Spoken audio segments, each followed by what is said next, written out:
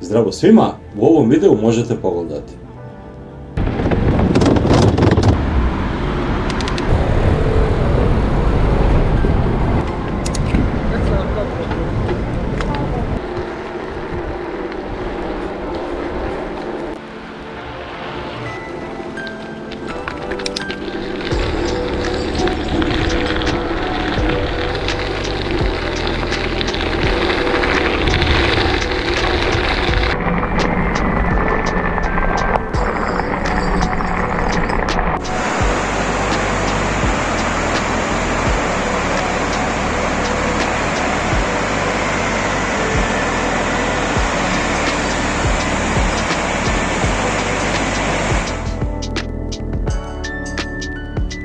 Evo ljudi moji, danas divan dan u Sarajevu, iskoristio sam priliku da konačno odem na biciklističku stazu Sarajevo-Pale, koja je napravljena umjesto nekadašnje stare Ćirine pruge.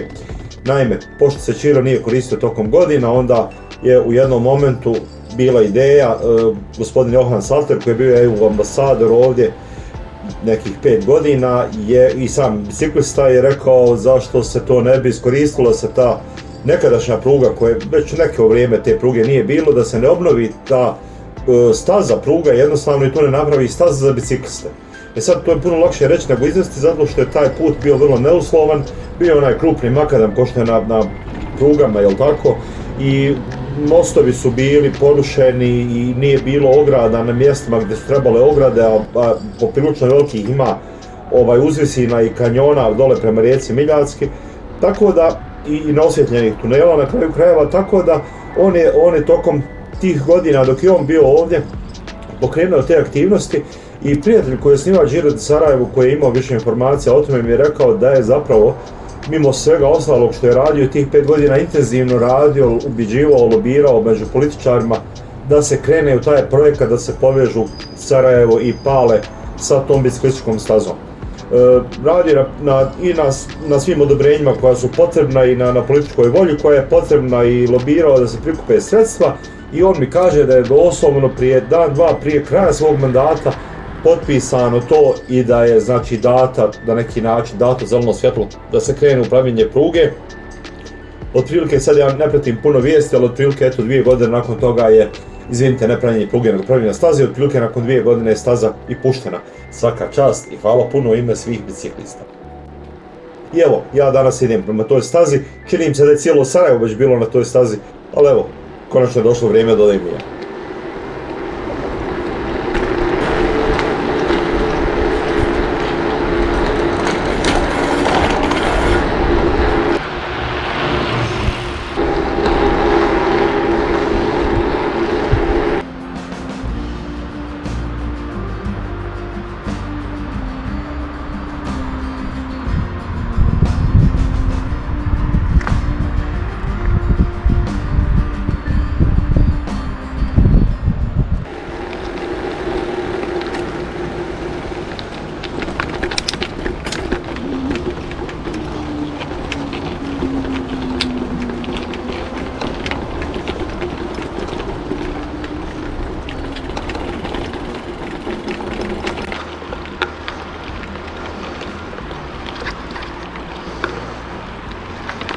Evo ga, ovaj prvi teški dio je preguran.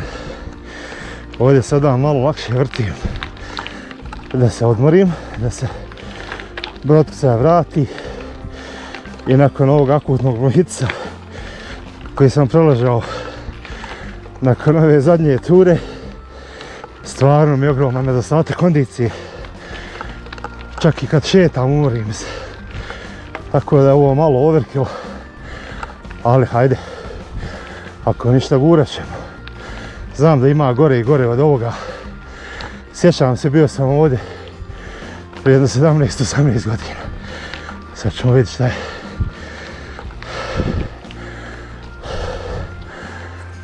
Tad još nije bilo. Bila je pruga, naravno, koja je tu još iz vremena Austro-Ugarske.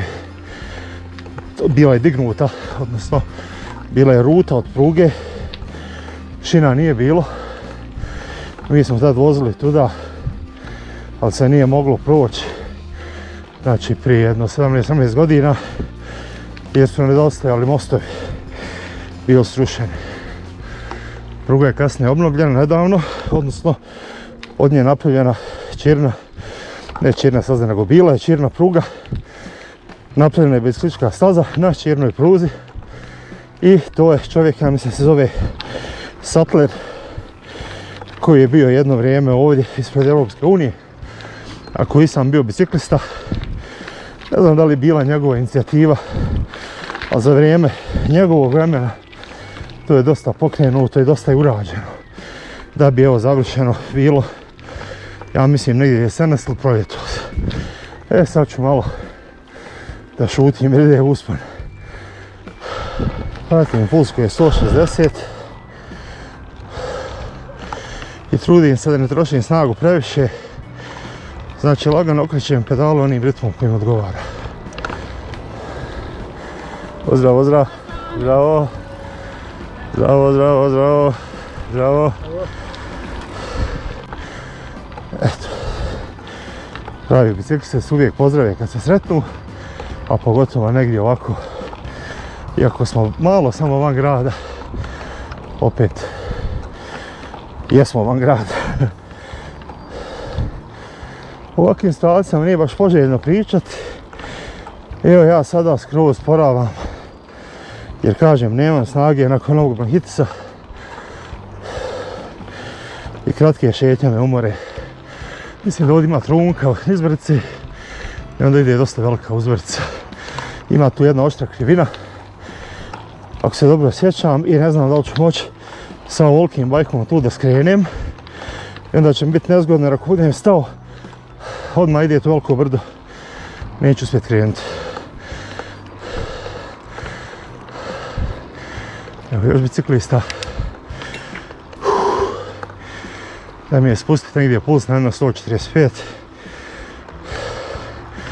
Onda da imam rezervu za uspon.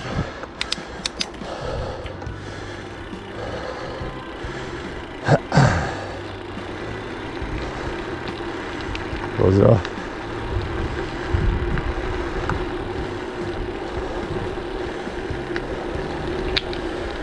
Sto 50.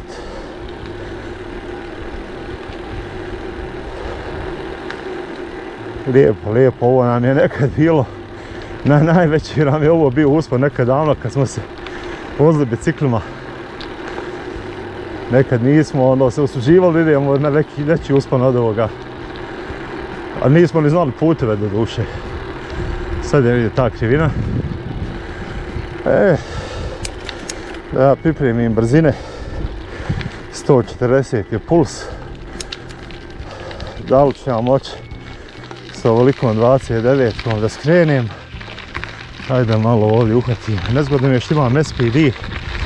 Onda valja skočiti s bicikla doslovno. Killer. Skroz sam naprijed.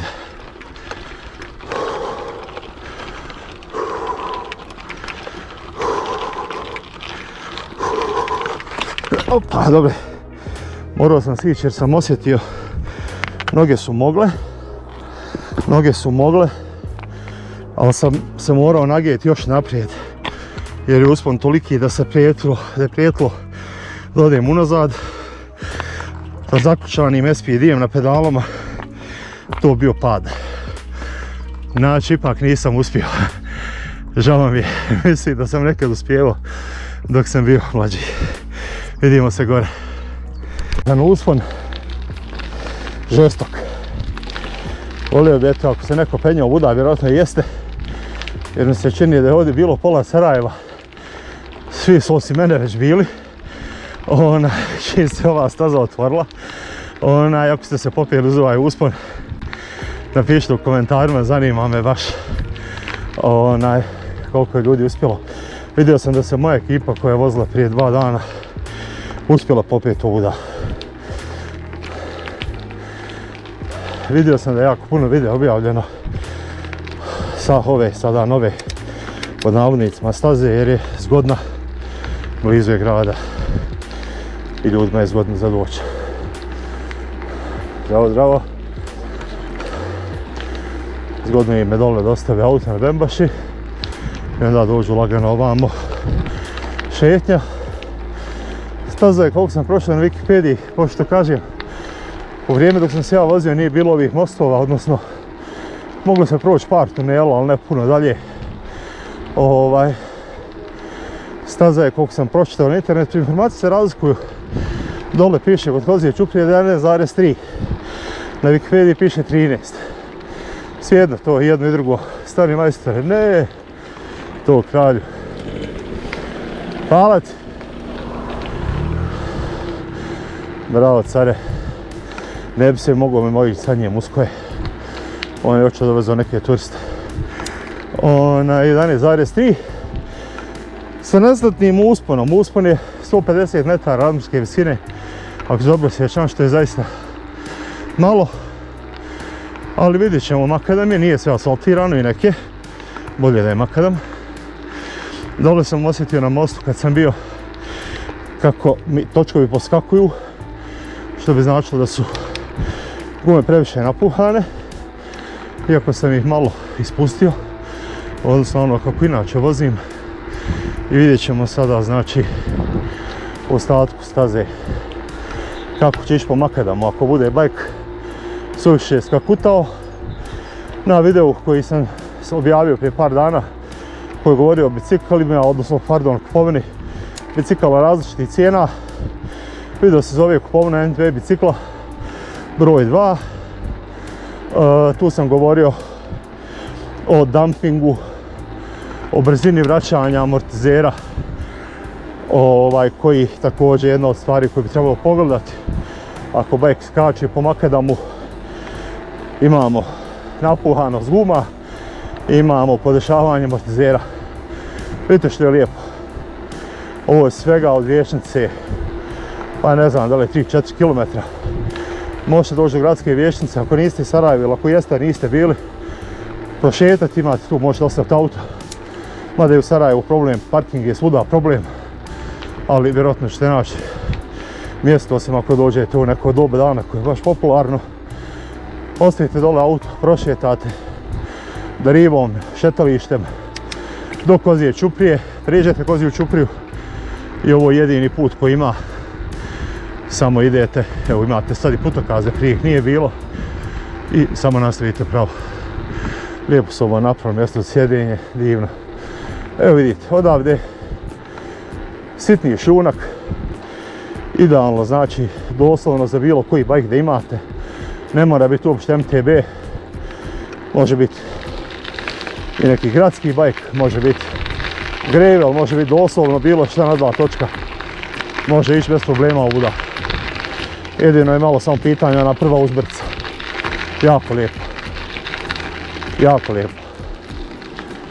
Ovdje se sada pokazala dobrom odluka da se ipak malo toplije obučem. Iako mi je dole u gradu bilo prevruće, ovdje mi je sada idealno. Tako da je bila jako dobra ideja da ne krenem u majici kratkih rukava, iako po gradu ima dosta ljudi u kratkim rukavima, ima ponekad tinejdžera u šorcevima. Drago mi je da nisam tako obučen, jer ova je strana, kako bi rekli ovdje, memli strana, što za sve koje nisu odavde znači da je većinu dana i većinu vremena u hladu, a ona druga tamo lijeva strana je sunčana strana. Ne znam da li kamera može da prikaže, probat ću malo da okrenem. Vidite tamo da je sve sunce. I onda se vozi u skladu s tim. Vozi se u skladu s tim, evo, kada je prevruće, vozi se ova strana. Znači oni izuzetno topli ljetni mjeseci. Kada je hladnije, kad je jesen, kad je proljeće, zima čak, vozi se ona sunčana strana koja je puno toplija od ove. Idemo dalje, lijepo odvod za vodu napravljen. Sitni, fini šunak, zaista predivno, jer makadam znači ovako, neko ko se nije baš možda puno vozio, kad kažeš nekom je makadam, nekom je to sve isto, međutim vjerujte da su razlike ogromne. Kad sam išao u Lukomir prije par godina, Recimo put prema Lukomiru, koji nije naravno biciklistička staza, nego je put, je puno krupnije kamenje i duboko je nasuto. Tako da po nesreći Lukomir, odnosno Sarajevo, Lukomir, Sarajevo je 100-105 km, čini mi se, tu se negdje vrti. Međutim, jako je velika visinska razlika, ne znam sad točno na pamet. Sarajevo je znači negdje 550, Hotel Maršal ja mislim 1300 i sad gore da izađete na taj plato koji vodi prema Lukomiru, Upiću, možda još 400 metara uvis. Tako da imate vi tu skoro pa možda imate preko 1000 metara se idete uvis. I da kad tako umorni dođete gore na tu cestu prema Lukomiru, pogotovo u povratku, i krenete nazad i kad se obradujete, vidite malo nizbrdo, pa se obradujete što je nizbrdo, pošto je cesta takva kakva je, duboki makadam bar je bio, naravno to se vjerojatno raspe tokom godina, bajk jednostavno stoji i opet morate vrtiti pedali iako je nizbrdo, jer takav je makadam da bajk neće nigdje bez vrćenja pedala. Znači Lukomir je lično moje jedno od najtežih iskustava, bio je veliki psihofizički test za mene, znači jer mislim da nisam vozio mjesec ili dva prije Lukomira i onda je bilo hajmo na Lukomir, Raja je ta vozila prije. Ja sam onako dosta optimistično krenuo, ali znači jedva sam otišao gore i vratio se. Znam dobro kad se vratio u Sarajevo, to je bilo ljeto, ne znam sad ono neki 7. mjesec koji je već ono dug dan, vrelo, plus milion je i gore i ono gore nema drveta. Lukomir je doslovno ne znam ima ali ono par nekih stabala, sve je sunce. Znam kad sam došao, kad se vratio kući, toliko mi je bilo hladno, ja se tresao od zime. Ono, pokrio sam se s organom i rekao mi je legao spavat. Toliko sam bio iscrpljen jednostavno. Ok, evo ga, super je. Nastavljamo dalje.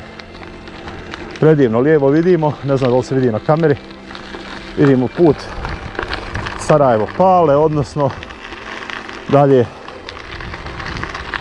prema znači Beogradu, prema sjeveru.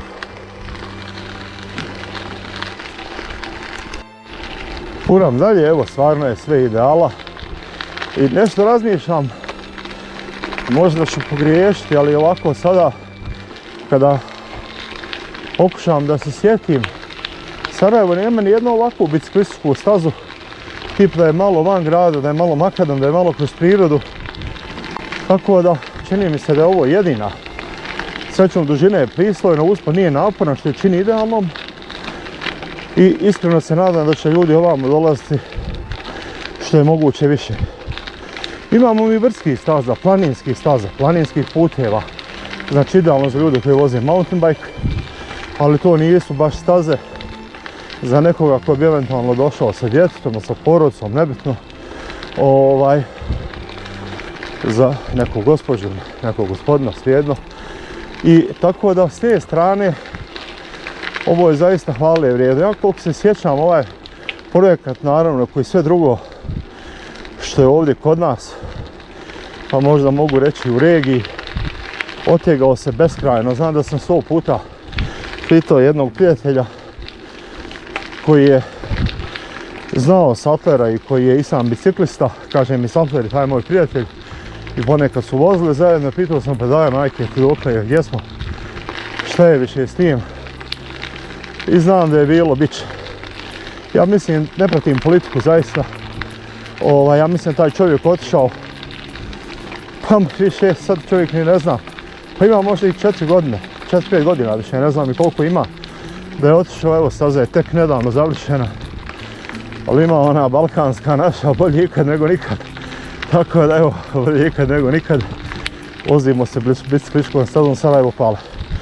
E sada vidite, tu vam otvara još neke mogućnosti, jer na primjer vi možete do Pala doći na više načina, međutim ako ste neko ko ovako malo više cijeni možda da mu bude lakše da vozi ili da joj bude lakše da vozi i sigurnost u smislu da niste na cesti, ovo bi možda bio najbolji način. Koji su još neki putevi?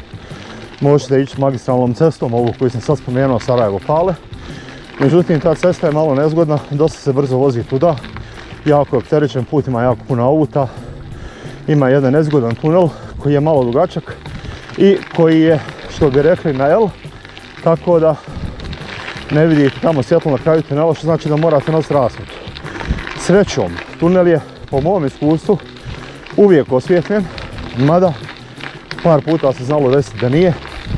Tako da kao neko ko uvijek zagovara sigurnost, ja bih vam predložio da imate rasvjetu i da ne krenete grlom u jagode.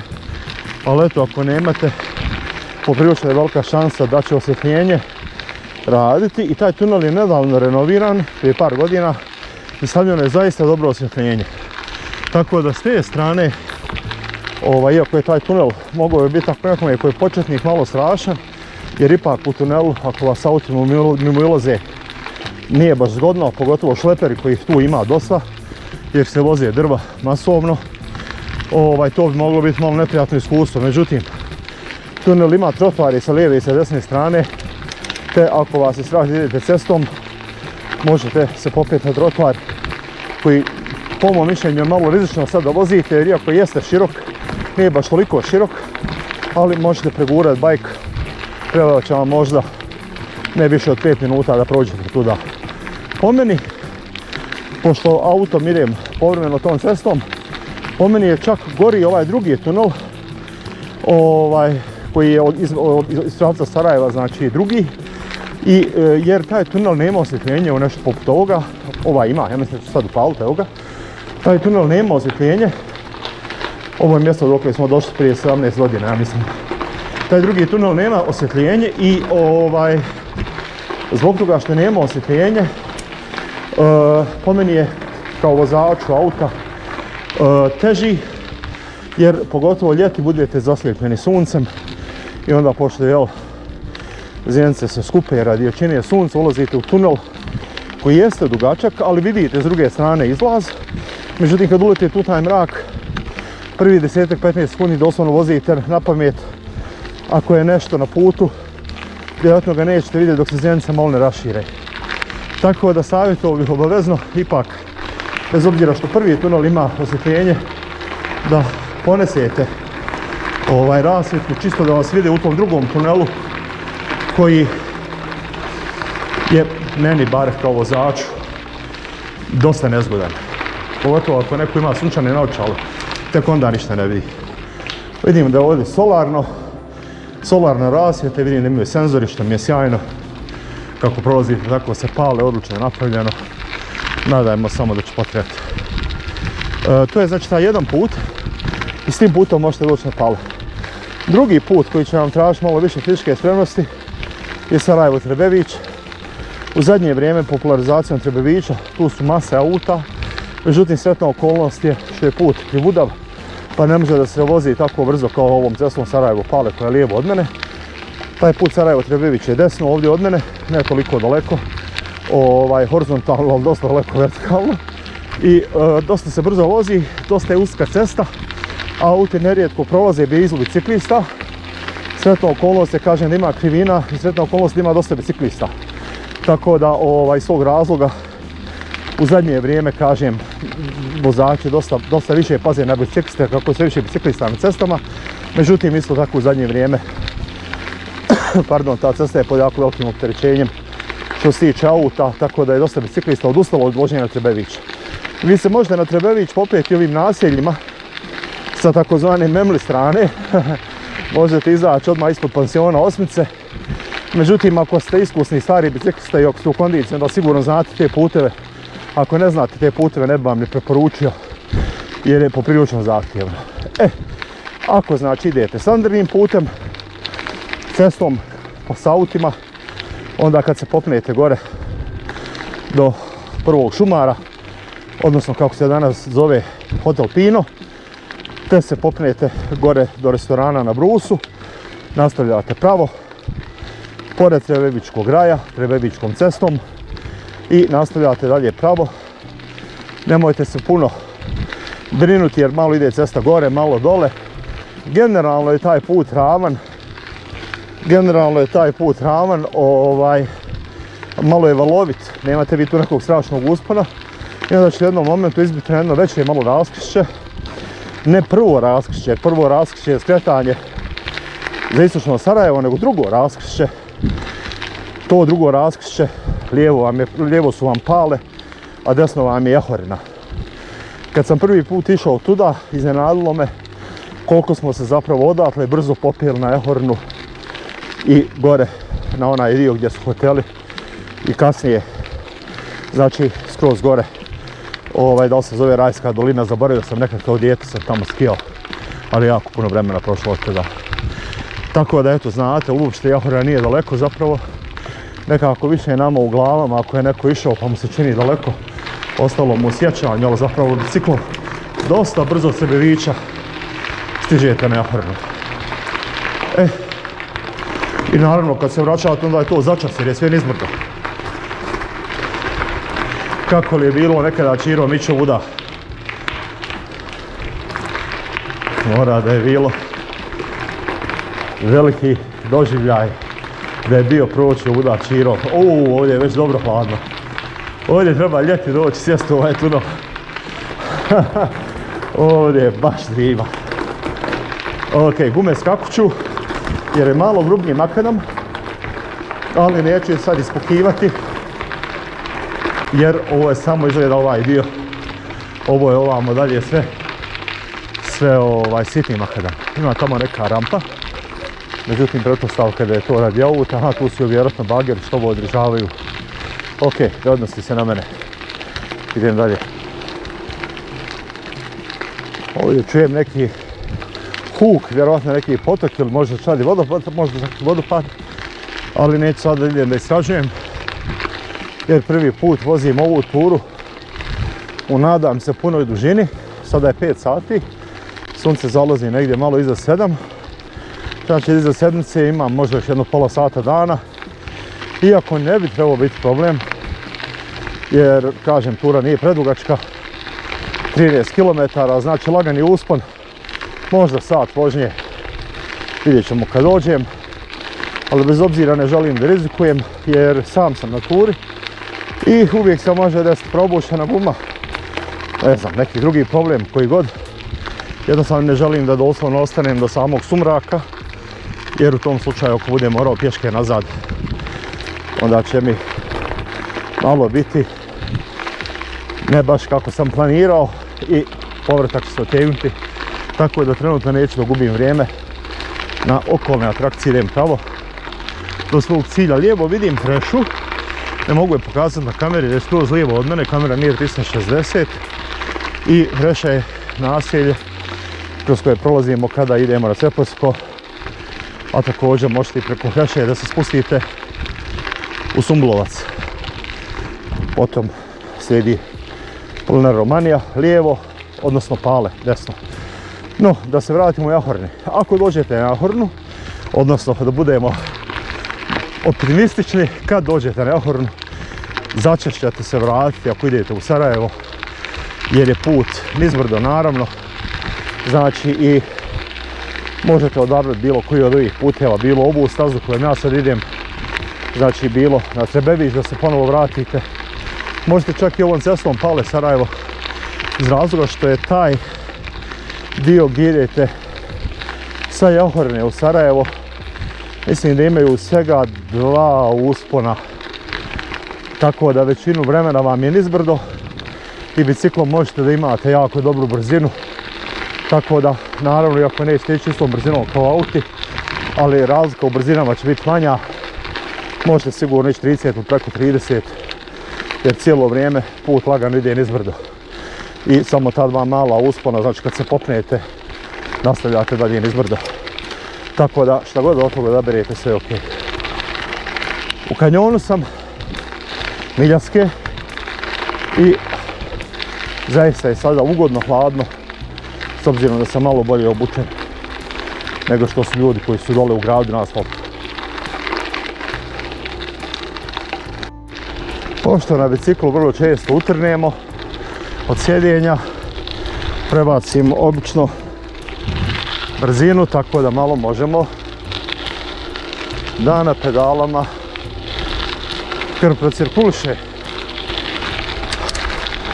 Vidio sam jednu zmiju, mrtva je bila srećom na sve ceste i uram dalje, evo ga i vidikova, sad vidimo što ima.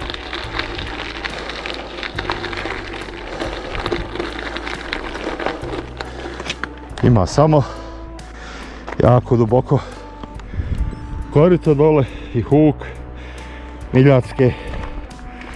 Nažalost ne možemo vidjeti jer je gusto raslinje i planine koje dosta liče. Idemo prema Mostaru, prema Hercegovini.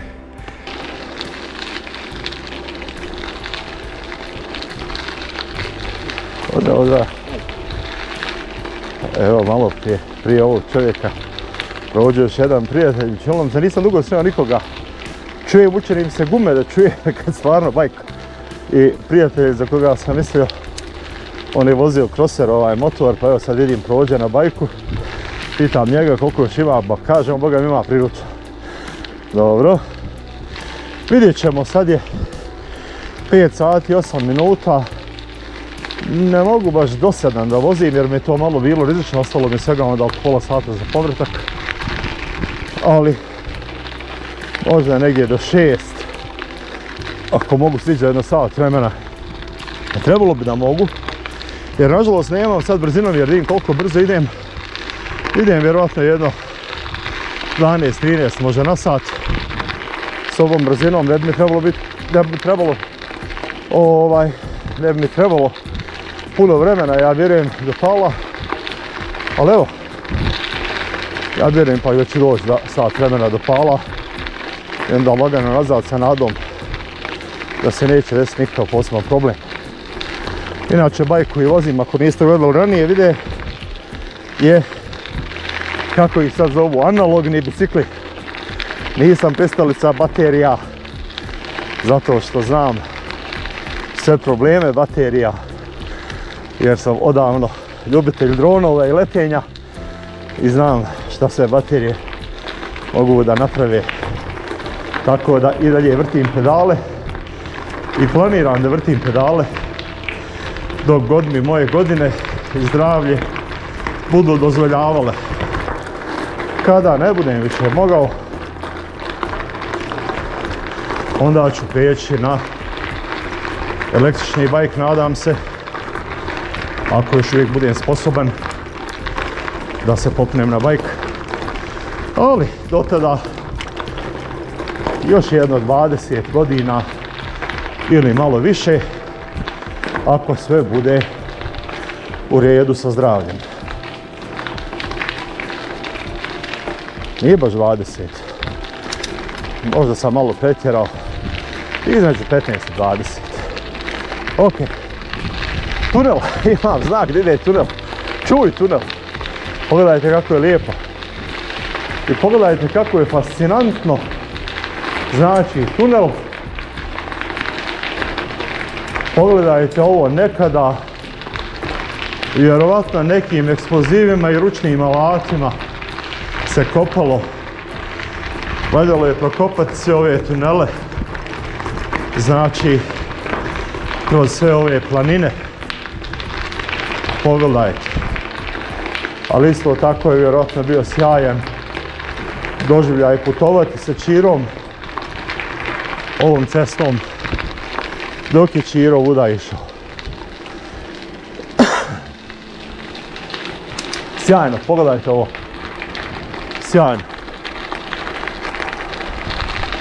Ne vidimo ovdje asfaltnu cestu koja nema, pošto je lijevo od mene kanjon, ona bi morala biti negdje iznad mene puno. Pardon. To je taj moj bronhitis koji vučem sad već mjesec dana. Ona mora biti negdje na ovom vrdu koje je lijevo. Ili sam u zoni onog tunela koji sam spominjao, pa je zato ne vidim. Teško je malo da se orijentišem, iako ovaj kraj dosta dobro poznajem. Iz ove perspektive, jer sam poprilično nisko, blizu, relativno Miljacke, čujem dole šum. Ne mogu baš da se orijentišem, znači tačno šta je gore na ovoj visoravni koja je lijevo od mene. Ali bože moj, ni ne trebam da se orijentišem. Evo imam put za orijentaciju koji me vodi tačno tamo gdje želim ići. A mobitel mi je ruksak, ako nije mi sad zgodno da gledam na Google Maps gdje sam. Tako da na kraju krajeva nije ni bitno.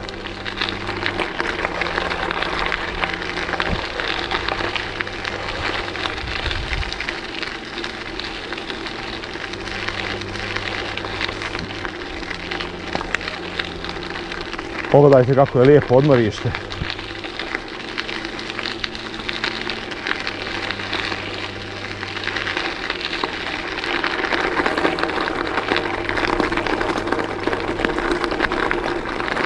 Bravo majstore, bravo, kako ide, što ima? Samo furaj. Nisam, evo, išao sam nekad davno, ali nisam bio, od kako je otvoreno. Ne znam koliko još ima. Pa ima, to je nekad sredinom ljeta ima tako nekad početkom ljeta prošle godine. Ja. A vjerujte, sad je puno bolje. Dobro, I tek kad su probili stazu. dobro. Znači nije bilo njegove ništa. Da. Ajde ti riskovao stazu, Da. a ružan bio kamion. Da. Pa vidim da je ovo sad je savršeno. Tampon bio onaj krupni. Znam. Ti malo uspori s biciklom, čini da se ovako izošli. Da. Sad je ovo puno bolje. Onda je dosta raje ugazalo. Ovo je baš sad zgodno i za porodicu i za... Ja sam se postao, došao kući malo večer. Svaka čast. Idem se popiti kafu, pijem, napravljam i nazad. A ja meni se čini da sam ja jedini koji još nije prošao ovdje. Nije toliko zeznuto, evo smije se čest put sam. Da. Inače ja po šumama ne volim puno sam, ali ovo nije toliko Da. Ovo je mjera. Druže, ti si jači od mene, samo furaj. Ništa. Sretno, vidimo se, prijatno.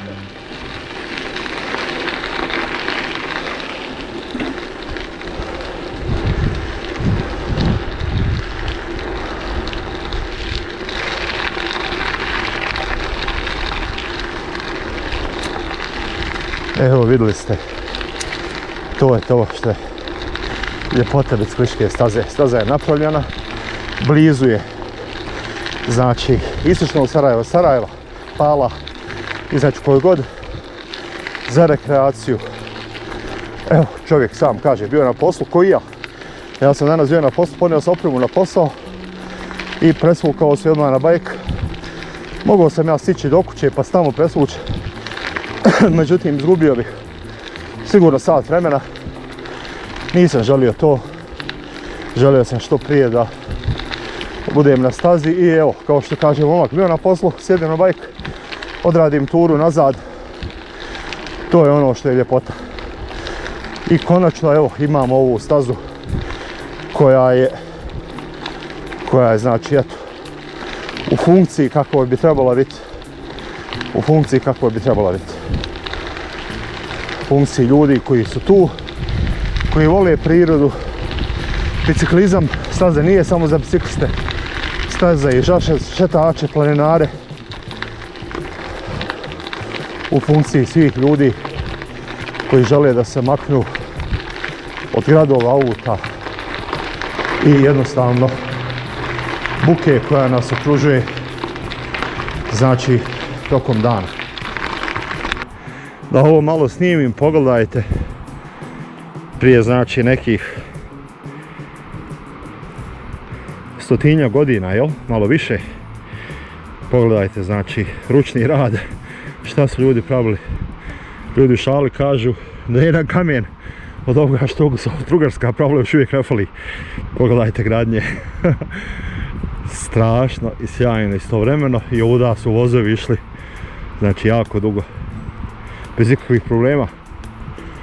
Dole je Miljacka, ne vidimo je, čujemo je. Ne znam kakav je mikrofon od GoPro, da li se čuje ili ne čuje, valjda se čuje. Morao sam ovdje da stanem, jer evo ovdje imamo jedan potok koji se sliva odozgo iz kamenje, prava planinska riječica. Nažalost, GoPro je podešen na široki ugao snimanja, ne znam koliko će se vidjeti, ali pokušat ću malo da nazumam sliku kada budem montirao video. Sjajno izgleda. Evo nas na jednom lijepom mostu. Imamo tunel. Zaista ovo je savršenstvo za rekreativni biciklizam. Savršenstvo. Ledeno. Ledeno. Kakva zima. Kakva je ovdje zima, ljudi. Strava. Mrak totalni, hoće se išta upaliti. Evo, ja sam sad upalio svoju rasvjetu. U zadnjem momentu se upalilo svjetlo. Upalit ću rasvjetu s kacige. Zato da imam neki minimum. Sad tamo vidim već svjetlo. Ovdje je. Nije blizu nule, ali između 5 i 10 stepeni vjerovatno. Pogotovo sam vruć sada, pa je teško reći koja je tačna temperatura. A ciklokompjuter mi ne radi, pa ne mogu da vidim. Sjajno napravljeno. Sjajno napravljeno, nadam se samo da će ova infrastruktura biti tu što je moguće duže operativna.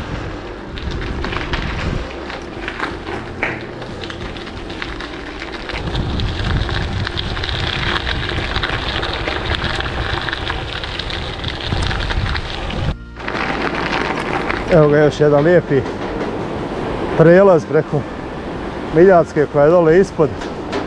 Fantastično. GoPro nažalost polako dolazi do kraja sa svojom baterijom. Tako da ovaj gornji dio ture vjerojatno neće baš biti previše sniman. Otprilike snimljeno 25%. Ali gledat ću da ako bude nešto zanimljivo da vam pokažem. Vidim da se otvara sada teren konačno. Da li je Han Derventa, tako se zove taj dio, bar ovaj dio gdje je cesta, ne znam, ali prepoznat ću po izgledu ove lijeve strane čim se malo vidi ko otvori. Evo nas ovdje odmah iznad, znači možda 10 metara ili tako nešto ispod nas. Čujemo i vidimo Miljacku. Evo je. Ona sada odmah uz rijeku, nadam se da se može vidjeti sa lijeve strane. Eto. Skoro smo se znači primakli.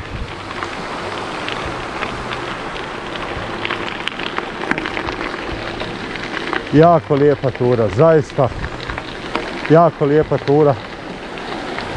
Odmah smo pored. Vjerovatno je ljeti jako ugodno. Međutim, sada polako izlazimo iz kanjona.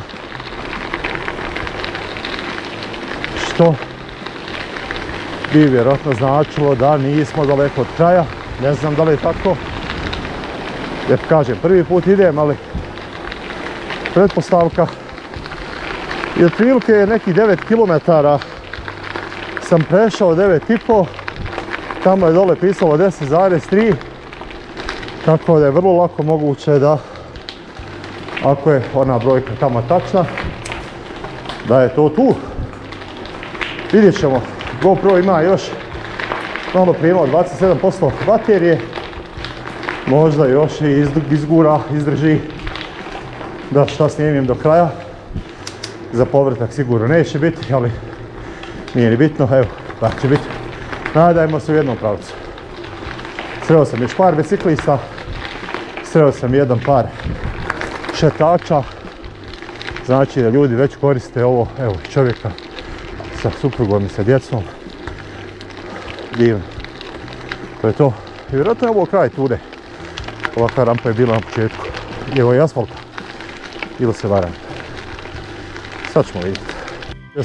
Ja mislim u pravu, ovo bi lijevo od mene mogla biti Han Derventa, jer još dalje lijevo vidim crvene stijene na Romaniji, a u Han Derventi je svetanje za Romaniju, tako da evo nas, evo i kuća, to je to. Tamo možete vidjeti stijene, a evo nas na asfaltnom putu, evo nas u naseljima koja su na samom kraju, znači ove staze. Jako lijepo, oko, a možda sat vremena ili tako nešto, vrlo ugodno znači. Neću puno dalje ići, jer mi dan nije dovoljno dugačak da sad idem do Pala. Tu ću se okrenuti i idem nazad. Sretno, vidimo se. Ćao.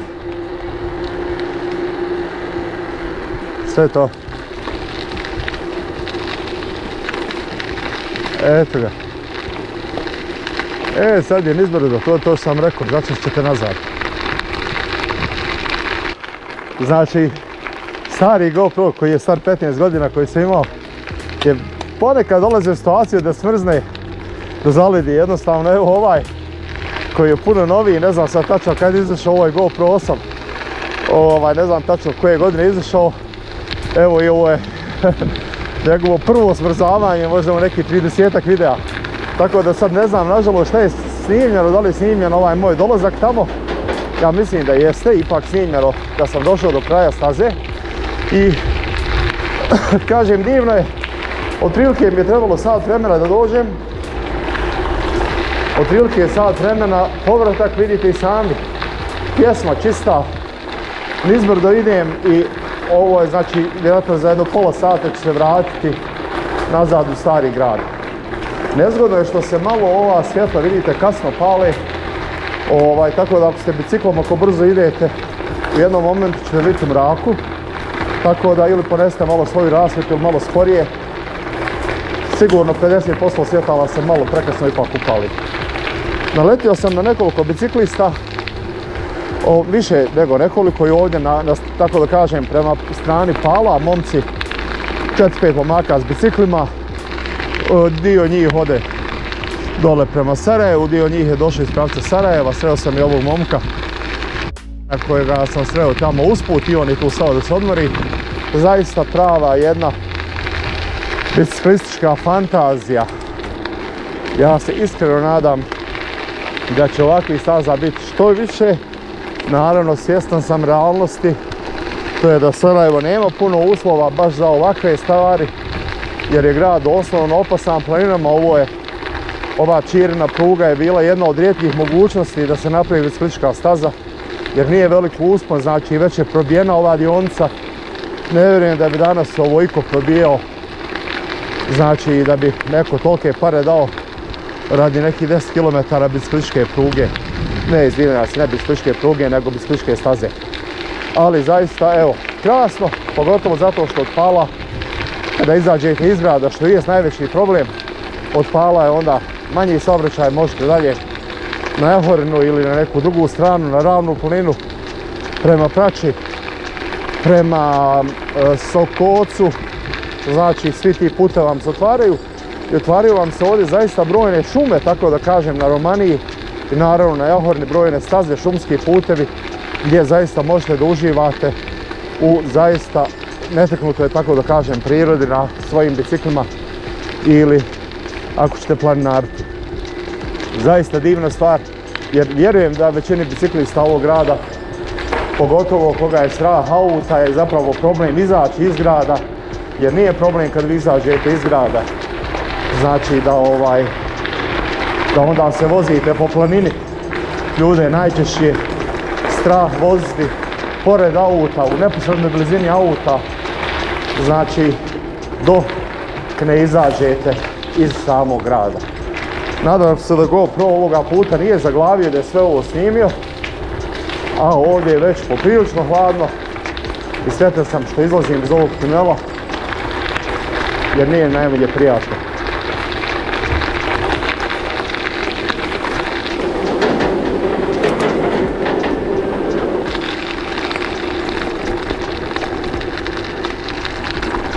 U prilog mojoj priči u videu od prije par dana o kupovini bajka, znači i različitim cijenama različitih bajkova, jedan od momaka kojeg sam malo prije vidio, znači dok sam stao da se javim na telefon, je bio na jednom bajku od otprilike 300 maraka, možda 400, ne više od toga. ne bih čak rekao ni da mountain bike, to je neki polugradski, polu-mountain, ne bih ga baš nazvao gravel jer vidio sam po modelu da je stariji model, to je neka znači varijanta bajkova koji su na pola između gradskog i mountain bajka, što ponovo ide u prilog mojim tvrdnjama da vam za dobar provod i za uživanje i za rekreaciju, znači evo, bar po ovakvim stazama ne treba ekstremno skup bajk, nego da može i neki koji je zaista vrlo povoljan. Ok, da vidimo, eno ga još jedan biciklista tamo dolazi, znači očito je ova staza vrlo popularna, vidite i sami da ljudi voze, dolaze, prolaze, ja sam mislio na određeni način da ću biti možda i sam ovdje, iako sam vidio, kažem, ogroman broj videa po društvenim mrežama, da su ljudi vozili ovuda, da su prošli, da su bili, ali eto iz nekog razloga sam mislio da je to možda samo vikendom, međutim očito da nije. Zdravo, očito da nije, očito da ljudi voze i radnim danima, što je zaista sjajno, poslije posla, da jednostavno napravite turu i malo se relaksirate u prirodi. Zaista možemo reći priroda, jer nigdje blizu nema ni auta, ni bilo čega što bi vam pokvarilo ovaj odmak od urbanosti koji, pretpostavljam, dosta nas želi i treba.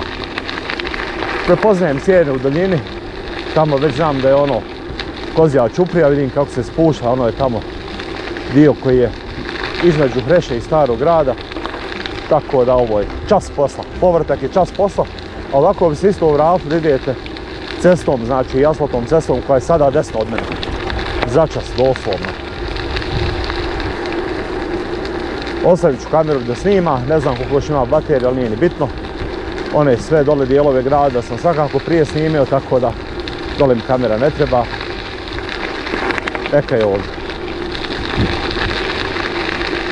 Pogledajte kako je ovo super. Mali tunel, žao mi je što se ne vidi što piše na ploči. I onda malo veći tunel, sjajno. I još onda malo, još jedan tunel, divno.